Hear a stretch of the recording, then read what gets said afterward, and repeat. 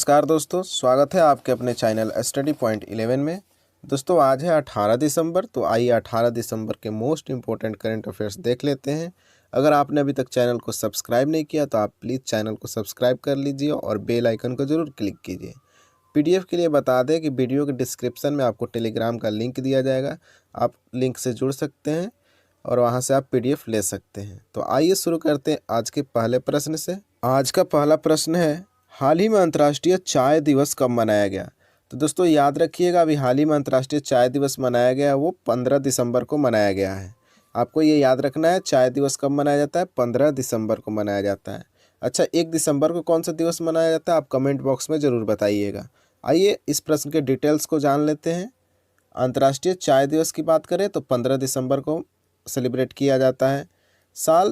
हर साल 15 दिसंबर को Bangladesh, Sri Lanka, Nepal, Vietnam, Indonesia, Kenya, Malawi, Malaysia, Uganda, Bharat और तंजानिया जैसे देशों में यह मनाया जाता है 15 दिसंबर को चाय दिवस। बात करें तो यह पानी के बाद दुनिया में दूसरा सबसे ज़्यादा इस्तेमाल किया जाने वाला पेय है। ये भी प्रश्न बन चुका है एग्जाम में, तो याद रखिएगा, पानी के बाद दूसरा अगर कोई पेय पदार्थ सबसे ज़्यादा यूज होता है तो वो आपका चाय है। शुरुआत की बात करें तो 2005 से यह मनाना शुरू हुआ है, ये भी आपको ध्यान रखना है। 15 दिसंबर को अंतर्राष्ट्रीय चाय दिवस मनाया जाता है। आइए अगले प्रश्न को देखते हैं। हाल ही में यूनेस्को की अमूर्त विरासत सूची में किसे शामिल किया गया? तो दोस्तों याद रखिएगा, जो कलकत्ता का दुर्गा पूजा होता है उसको हाल ही में यूनेस्को की अमूर्त विरासत सूची में शामिल कर लिया गया।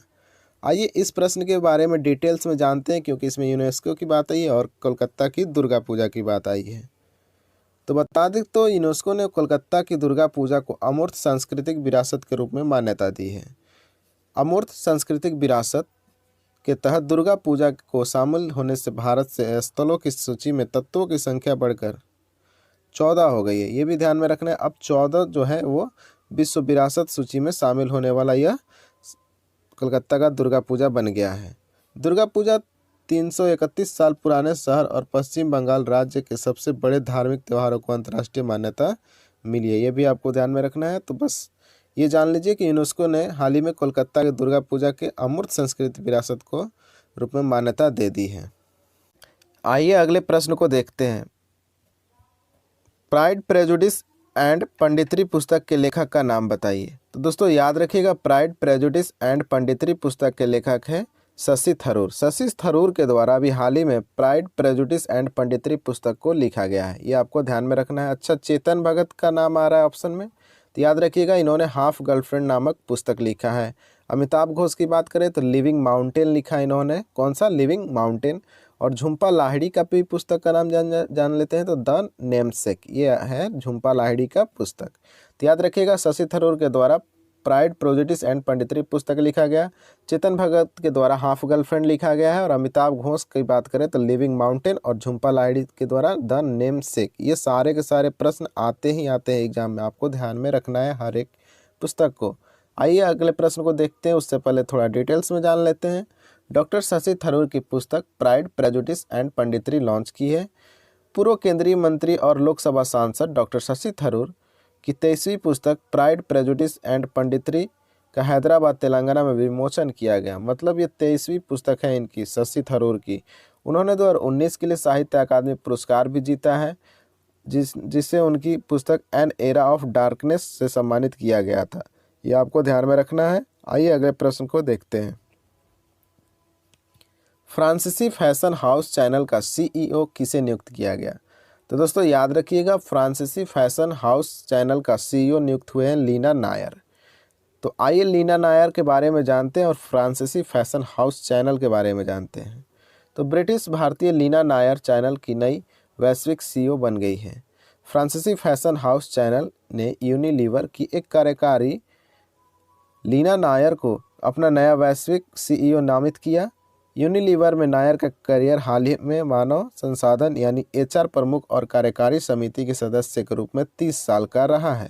ये आपको बस ध्यान रखना है कि ब्रिटिश भारतीय जो है लीना नायर, इनको चैनल की नई वैश्विक सीईओ बनाया गया है। ये बहुत इंपॉर्टेंट प्रश्न है, आपको ध्यान में रखना है। आइए अगले प्रश्न को देख लेते हैं। गुड डॉट के ब्रांड एम्बेसडर कौन है?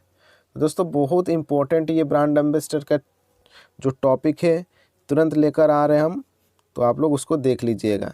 तो गुड डॉट के ब्रांड एम्बेसडर बने हैं नीरज चोपड़ा। याद रखिएगा, नीरज चोपड़ा वही हैं जो हरियाणा राज्य से हैं। और इन्होंने क्या किया था, तो भारत के लिए टोक्यो ओलंपिक में, याद होगा आप लोग को, गोल्ड मेडल लेकर आए थे। आइए इस प्रश्न के डिटेल्स को जान लेते हैं। तो नीरज चोपड़ा गुड डॉट के ब्रांड एम्बेसडर बन गए हैं। गुड डॉट का एक प्लांट बेस्ड मीट कंपनी है जो लोगों के अच्छे भोजन का विकल्प देने के लिए प्रोत्साहित करता है। नीरज चोपड़ा ने टोक्यो ओलंपिक 2020 में 87.58 मीटर की दूरी तक भाला फेंककर इतिहास रचा था। ये पक्का छपेगा पेपर में, ये भी आप लोग ध्यान में रखिएगा। इन्होंने ओलंपिक में एथलेटिक्स में भारत को पहला गोल्ड जिताया। ये भी बहुत इंपॉर्टेंट है कि आएगा प्रश्न कि एथलेटिक्स में भारत के लिए पहला गोल्ड लाने वाले कौन से प्लेयर हैं, तो याद रखिएगा नीरज चोपड़ा। तो नीरज चोपड़ा आपको एकदम बढ़िया से पढ़ के जाना है इनके बारे में। आइए अगले प्रश्न को देखते हैं। भारत ने 2024 ओलंपिक के लिए टॉप्स एथलीटों की सूची में कितने एथलीटों को शामिल किया गया?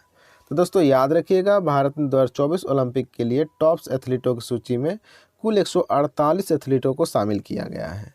आइए ये प्रश्न है क्या, इसको समझ लेते हैं। तो भारत ने 2024 ओलंपिक के टॉप्स एथलीटों की सूची में 148 एथलीटों को शामिल किया।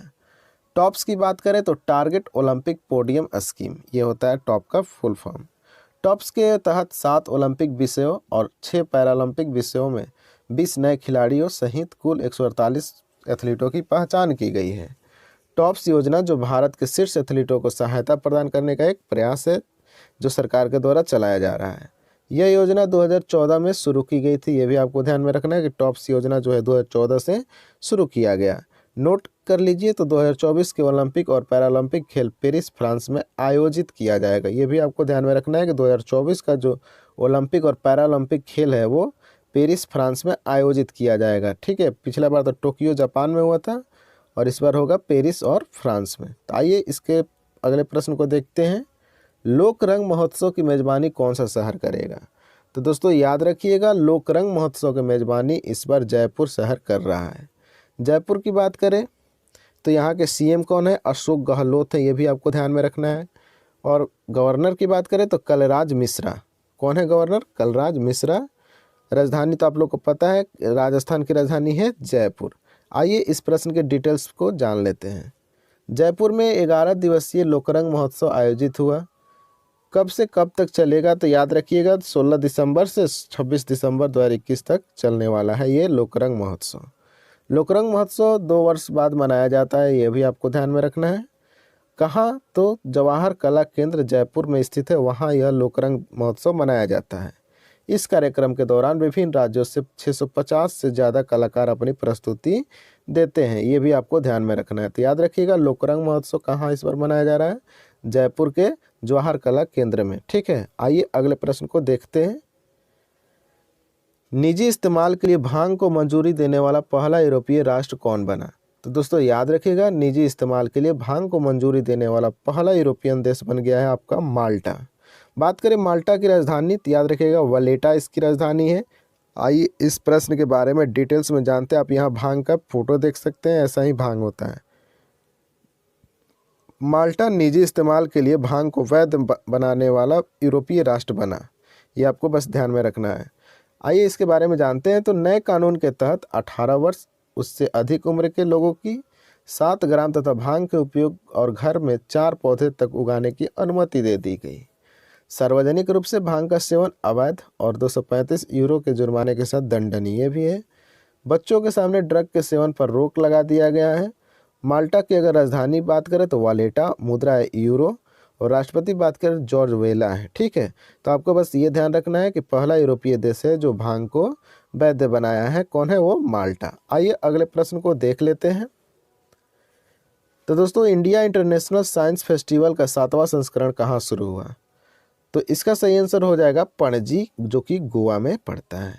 तो इंडिया इंटरनेशनल साइंस फेस्टिवल का 7वां संस्करण जो है वो इस बार पणजी गोवा में आयोजन किया जा रहा है। तो आइए इस प्रश्न के बारे में जान लेते हैं। भारत अंतर्राष्ट्रीय विज्ञान महोत्सव यानी 2021 का आयोजन हुआ पणजी गोवा में। कब से कब तक? तो 10 से 13 दिसंबर 2021 तक यह आयोजन किया गया था। संस्करण की बात करें तो ये 7वां संस्करण था। ये भी आपको ध्यान में रखना है कि अंतर्राष्ट्रीय विज्ञान महोत्सव का कौन सा संस्करण इस बार मनाया गया? तो 7वां। शुरुआत कब हुई थी? 2015 से। और कहाँ से? तो नई दिल्ली से। थीम की बात करें तो समृद्ध भारत के लिए विज्ञान, प्रौद्योगिकी और नवाचार में रचनात्मक का जश्न मनाना, ये था इस बार थीम अंतर्राष्ट्रीय विज्ञान महोत्सव 2021 का। उत्सव का आयोजन परमाणु ऊर्जा विभाग DAE, विज्ञान और प्रौद्योगिकी, जैव प्रौद्योगिकी, अंतरिक्ष और वैज्ञानिक औद्योगिक अनुसंधान परिषद CSIR के द्वारा संयुक्त रूप से किया गया। तो आपको बस इतना ही ध्यान रखना है कि अंतर्राष्ट्रीय विज्ञान महोत्सव 2021 किस राज्य में मनाया गया? तो पणजी, गोवा में मनाया गया। कब से कब? तो 10 से 13 दिसंबर। और कौन सा संस्करण था? 7वां संस्करण था। ये आपको याद रखना है। आइए अगले प्रश्न को जान लेते हैं। उत्तराखंड का कौन सा वन्यजीव अभयारण्य को इको सेंसिटिव जोन घोषित किया गया? तो दोस्तों याद रखिएगा, उत्तराखंड का वन्यजीव अभयारण्य जिसको इको सेंसिटिव जोन घोषित किया गया है वो है अस्कोट वन्यजीव। ये भी आपको ध्यान में रखना है। आइए इस प्रश्न के बारे में जानते हैं। तो उत्तराखंड के पिथौरागढ़ में स्थित अस्कोट वन्यजीव अभयारण्य को इको सेंसिटिव जोन घोषित कर दिया गया।